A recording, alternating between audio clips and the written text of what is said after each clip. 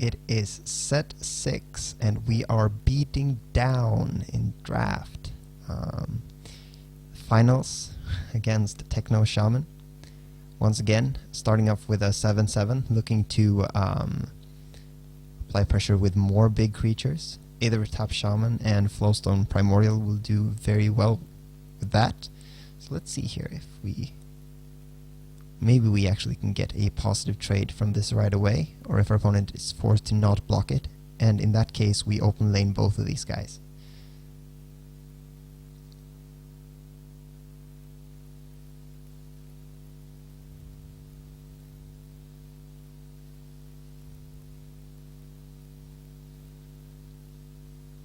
This guy is great. I think I really like the position Tempest is in this metagame.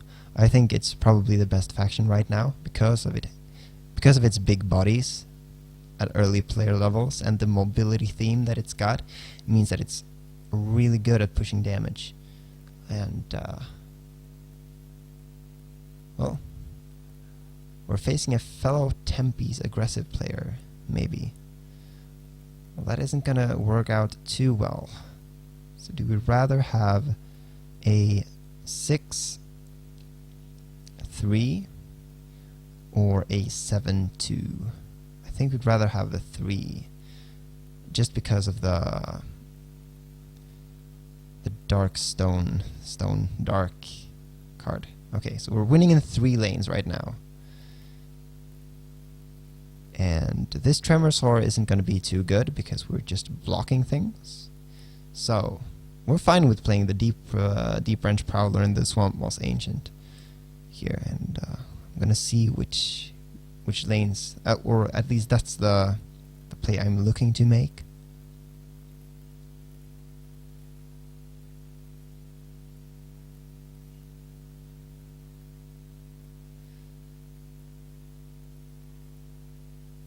As always, what I am looking out for, what I'm looking for to have not happen is probably double Darkstone Nasir, I think it's the name of the card.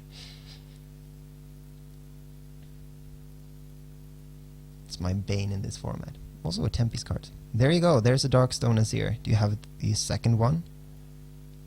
Wow, look at that. Look at that. So, regardless, we keep on beating down, and we want to deal with these threats, I guess, so we're just trying to apply the pressure. Here, Razortooth Stalker and Mystic, these guys really make these cards shine. Even though Deep Branch Prowler doesn't level well, the advantage that you get from playing that alongside cards like, or they will make cards like Assured Mystic and Razortooth Stalker gain an enormous advantage. There's a Blood Boil. Interesting.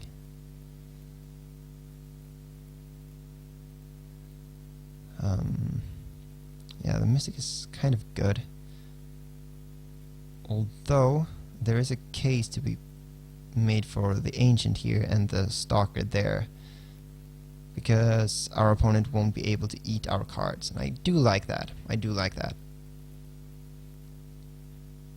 So here, the card I don't want to see, probably Rhyhorn Charger.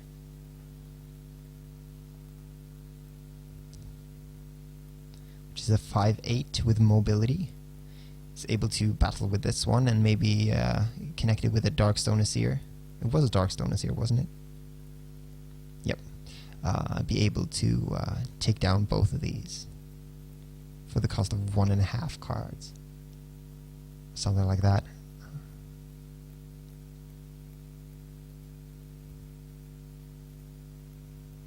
However, once again, the Tremosaur isn't looking good. We have too big an advantage. Fortunately, Ursine Strength, especially on this Razortooth Stalker, could be really strong. So let's see if it survives and how it survives.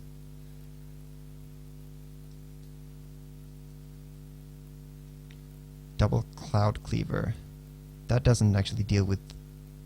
Ooh. Interesting this one, because of the fact that our Thranic Ambusher won't grow. So do we attack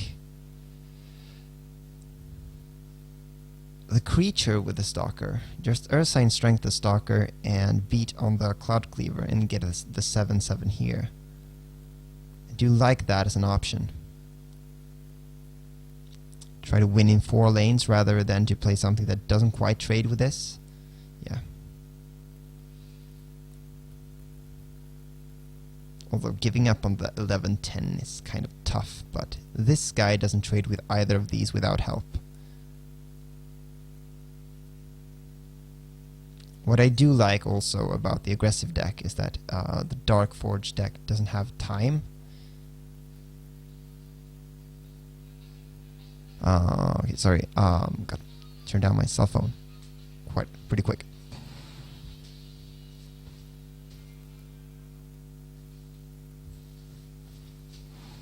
I can talk to that person later. This grapple vine is going to be huge here. It's enormous, actually. So grapple vine dealing with the Cloud Cleaver, and I think we just play the Flow Stone here to keep pushing for damage. Since we have 2 attacking creatures already, I do like this because blocking both of these. Well, I guess our guys can't move either. Okay, each creature. Oh, that's grapples your own too. Interesting. This actually wins the trade, which is amazing. So we're currently winning in 4 lanes. Probably not winning this. And Darkstone screws up the winning in 4 lanes math. Definitely. But needing to... Okay, so there's still 2 for 2 there. So we are in 2 lanes here. And since we are at 97 and our opponent is at 56, I'd rather beat my opponent with an Assyrian Mystic here than to deal with a Cutter's Colossus. So I'll take a bunch of damage from this guy just to force this advantage through with a Mystic and a Shaman. Yeah, mobility 1 on each level, so that's...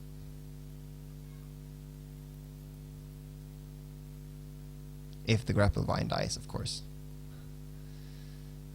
So this pushes for a lot of damage, and since our opponent probably has to deal with this and this, that means it pushes the grapple vine, deals more damage. Oh, we can actually block this guy with the Ancient, and moving on to do different things.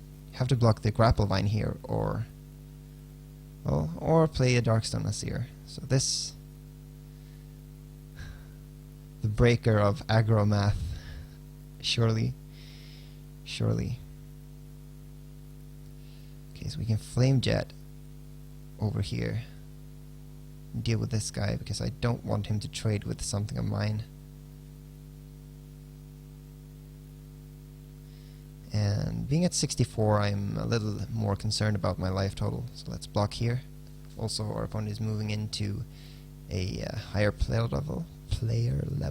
Yeah.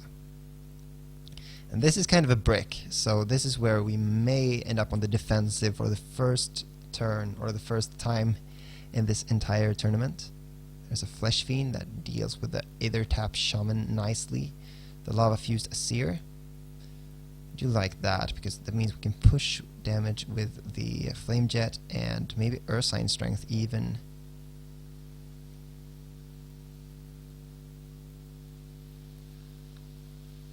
I think I may be more inclined to play a 7/7. But once again, need to take the Asirs into consideration. If you place an Asir, you get 2 Asir level 2s, and if you draw one of them, it's much better to have Ursine Strength to this guy, which means it can't be dealt with the 1 damage. So I think that's what I'm playing around here, by playing Ursine Strength here rather than a creature like Thranic Ambusher or Borean Stormweaver. Also, the pushing for damage could be important since we have Mystics leveled. So the question is, we don't have our opponent in burn range just yet, but it could happen soon. So here's one of the big strengths of this play. The other way would have been able to block a 7/7 with the Darkstone Asir and then do the thing.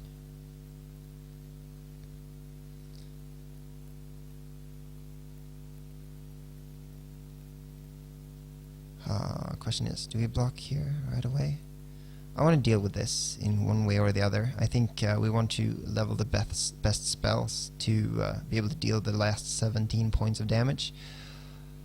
And I do think, well, here is one case where you can do a sweet trick if you're an aggressive deck or in a position like this to hide your mobility creature or your good creature from your opponent's mobility creature by blocking the Flesh Fiend post-combat to be able to move the Rimehorn Charger on your turn.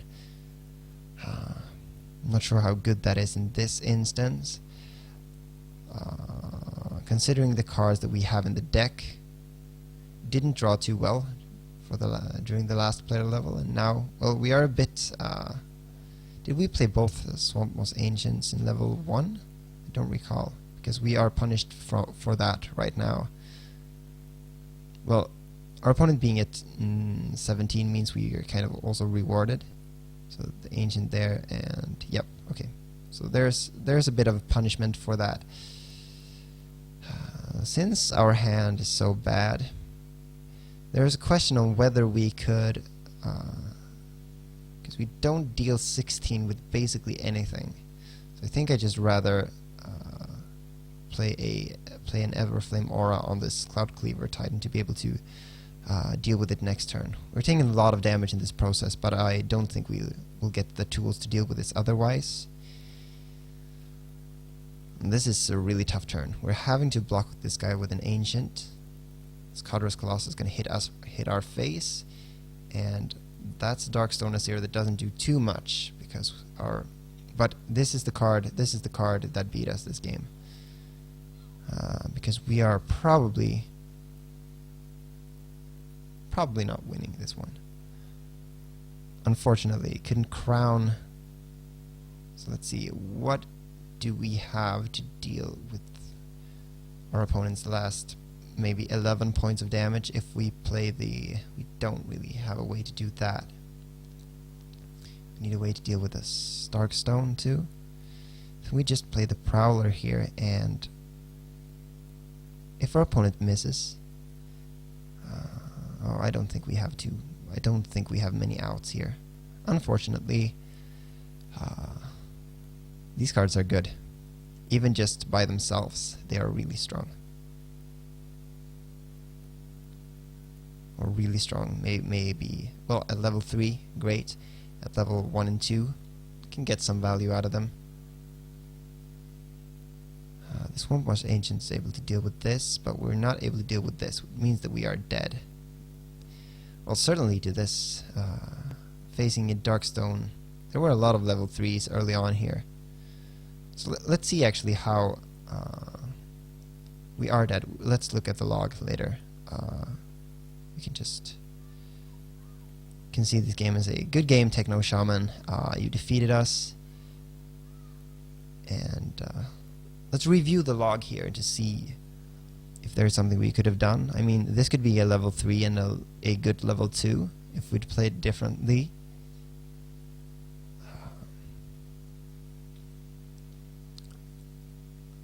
Okay, so once again, push for a lot of damage in several turns.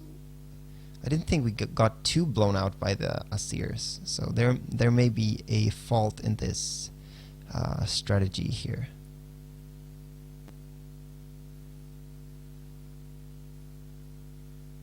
Let's see. We are on the play, which we were in 3 of the 4 games, and I think that is an advantage. Slight advantage that we pushed really well in the first game. I really thought we had a great first few turns. If our opponent didn't have the Darkstone Azir on turn 2, would have been great. Also, double Darkstone Azir here. This was a huge play from our opponent, being able to kill both our Ambusher and our Flowstone Primordial.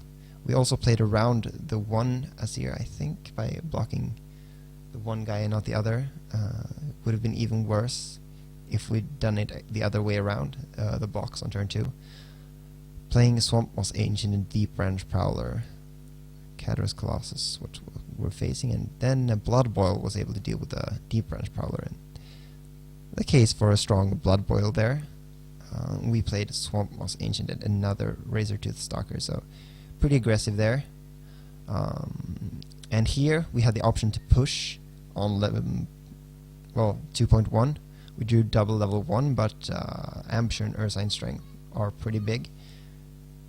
Could have made a very big Razortooth Stalker on the cost of not having a good blocker for the Cloud Cleavers. We were pushing for damage in 4 and 5 for 7 at this point, but and then our opponent played 2 level 2s to answer our level 1s and deal with them.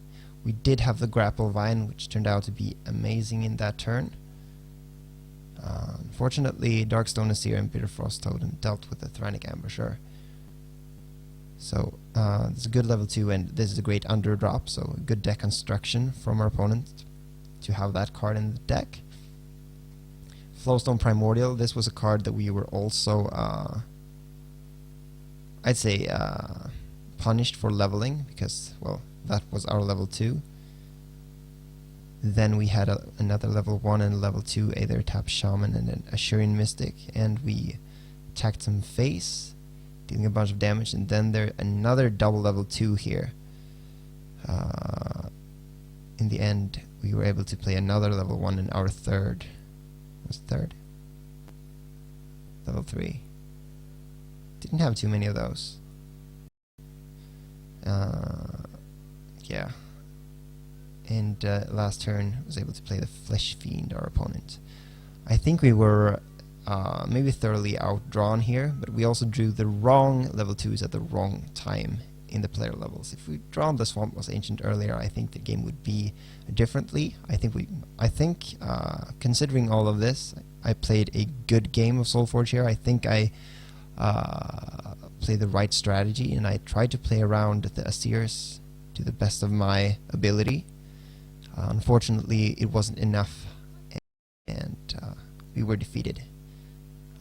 A good deck from our opponent, having the Cadaver's Colossus and big creatures to deal with our big guys, and the Darkstone Azir and a good draw helped them out as well. And that's why we lost this game. So that's going to be it. A little bit of disappointing 3.1 or 3-1 loss, but I think well, we didn't learn anything because I realized that I played perfectly and didn't get rewarded, right? Anyway, if you have any questions, you can write them in the comments here on the Battlebranded site or on Reddit, or contact me in my stream and at twitch.tv/Pionathan, and hopefully I will I'll get some feedback on what I've been doing, and hopefully you like the set 6 draft as well. That's going to be it for this show. Hope you enjoyed it, and I'll see you next time.